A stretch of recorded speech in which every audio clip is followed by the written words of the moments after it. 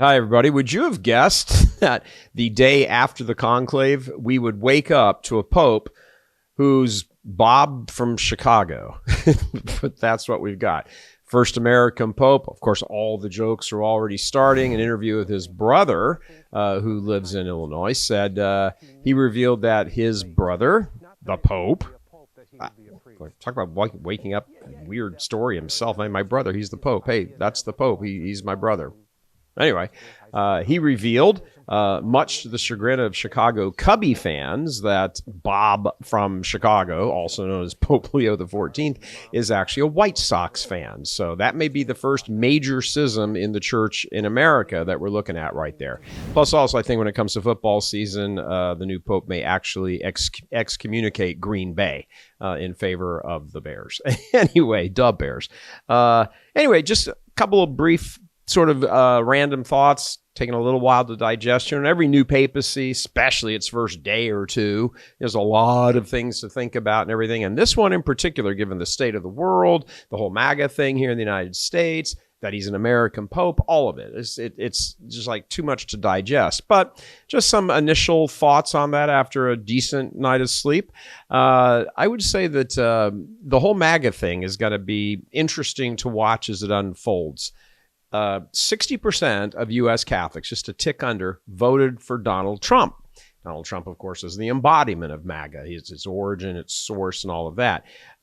There are many things, many crossover points with MAGA that Catholics, American Catholics, can plug into. If sort of on a common sense, natural virtue aspect, certainly on some policies and laws, for example, abortion, etc. But as we look at this start to kind of unfold, MAGA isn't Catholic, and Catholics embrace some aspects of MAGA. Perhaps the big one is that MAGA, Make America Great Again, obviously, is that it is anti-communist, anti-socialist. That's really the big crossover point. You can absolutely bet that Pope Leo XIV is absolutely anti-communist and anti-socialist.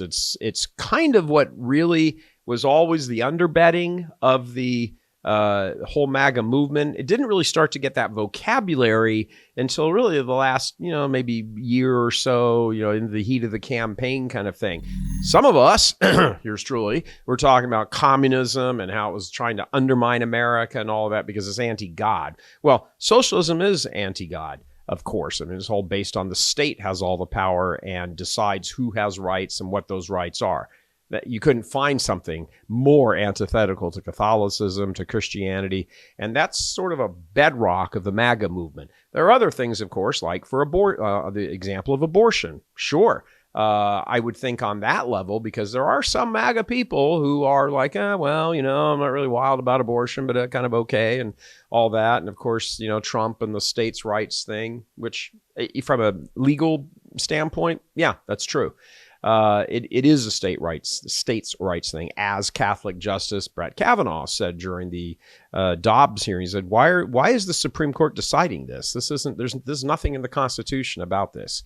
So, as you look at all of these various things, Trump revealed yesterday, as a matter of fact, and when a reporter asked him, "You're going to meet face to face with the Pope?" And his answer was, "The calls are already going back and forth. The calls have already been made." So, I don't think it's too. It's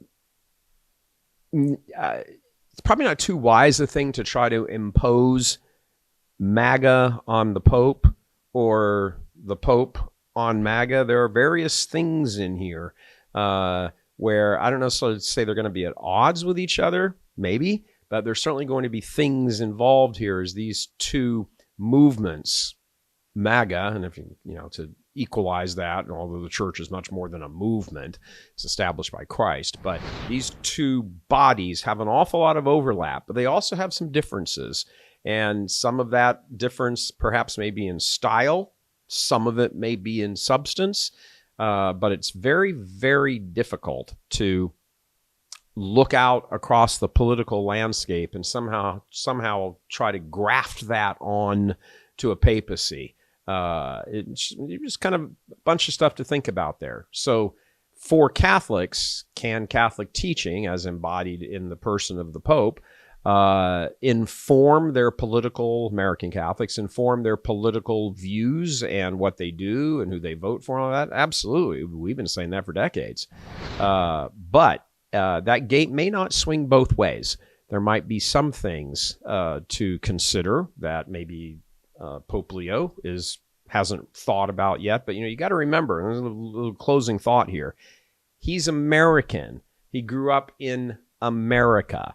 As a boy, he would have watched 4th of July parades, go up and down the street. He's a White Sox fan. He knows American football. He plugs in immediately, even though he went to Villanova.